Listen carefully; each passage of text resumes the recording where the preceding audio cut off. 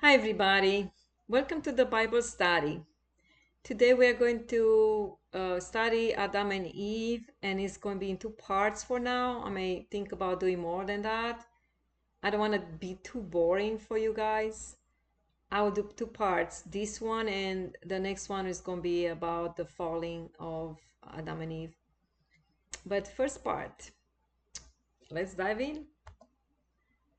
So we are in Genesis 2, verses 4 to 3 and 24.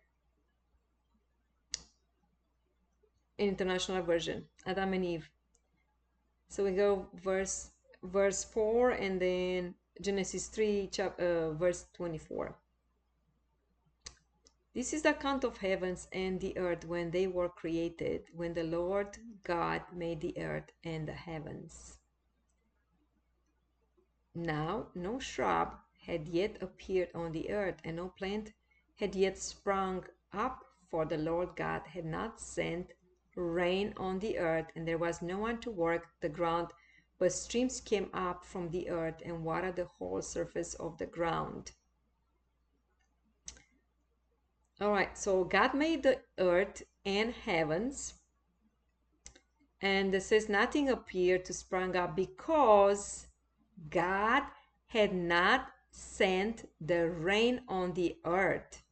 So who sends the rain on the earth? God.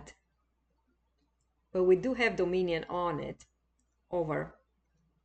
And there was no one to work the ground, but streams came out from the earth and watered the whole surface of the ground. Then the Lord God formed a man from the dust of the ground and breathed into his nostrils the breath of life, and the man became a living being. Because whenever God forms, is alive, is a living. Whenever he made, it's a living, and he breathed into the nostrils the breath of life. So we have the breath of life, and we became a living being. But this is it was first time when he made man and made Adam, and pretty much what it means. Adam means man. Wow. Verse 8. Now the Lord God had planted a garden in the east and in Eden. We always know that the Garden of Eden is in heaven, right? Everybody knows it. And there he put a man he had formed. So he's in the garden. Adam is in the garden. The Lord God made all kinds of trees grow out of the ground, trees that were pleasing to the eye and good for food. So we were meant to eat from the trees, pleasing to the eye and good for food, like to eat. Like think about apples and all that, all these fruits are coming. In the middle of the garden were the tree of life and the tree of knowledge of good and evil. In the middle, okay, were the tree of life and the tree of knowledge of good and evil. All right. So we know where we're located in Eden, in the middle. Wow, I know and it's pretty much is cut off from because they're like so beautiful. Verse 10, the river water in the garden flowed from Eden. From there it was separated into four headwaters. The name of the first is the Pison. It winds through the entire land of Havilah, where there is gold.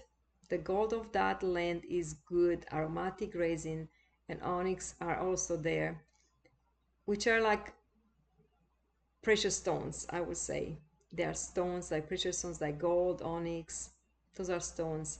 The name of the second river is Gihon. It winds through the entire land of Gash. The name of the third river is the Tigris.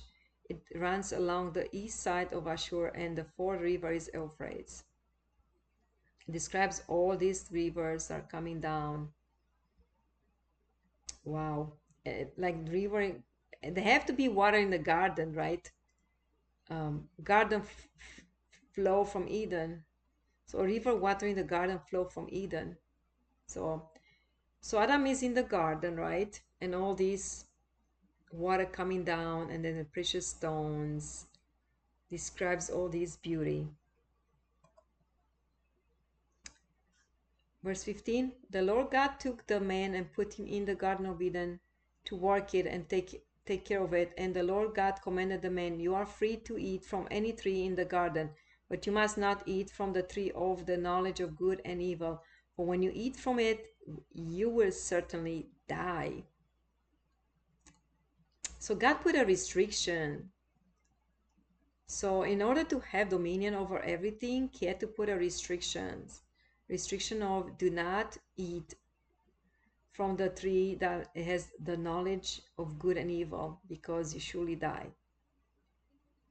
The Lord God said, it is not good for the man to be alone, and I will make a helper suitable for him. Look at that. Like you see the lion stands around everybody else, and the lamb, and it's not, the lion was eating grass, and everybody was like so peaceful, so nice, clean river. You can see the fish in there.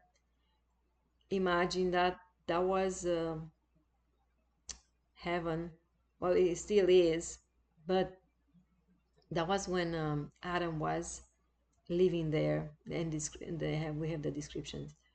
So now when he saw Adam's like with all these, all around in the garden, the Lord God said, it is not good for the man to be alone. And I agree with God 100%. When God is, like, just think about our days, when the person is alone, they're losing their mind.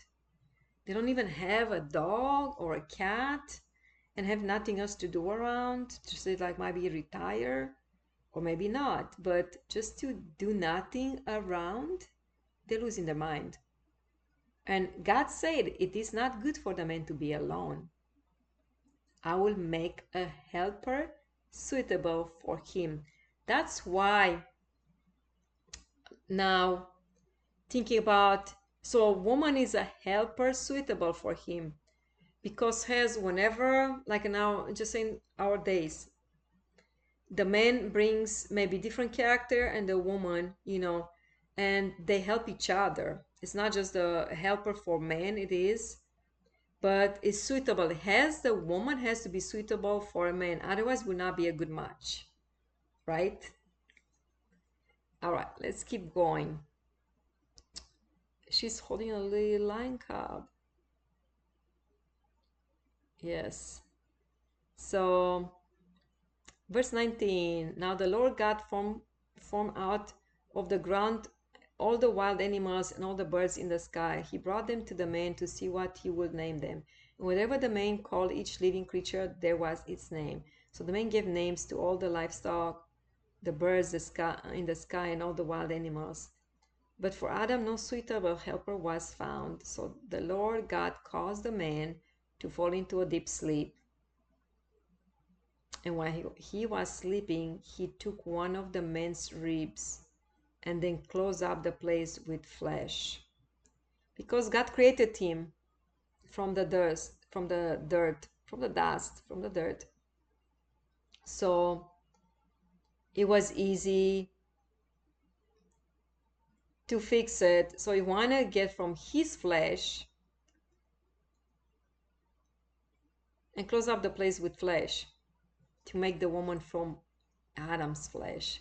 Then the Lord God made a woman from the rib he had taken out of the man, and he brought her to the man. And here they are. They're happy. They've happy days, happy time.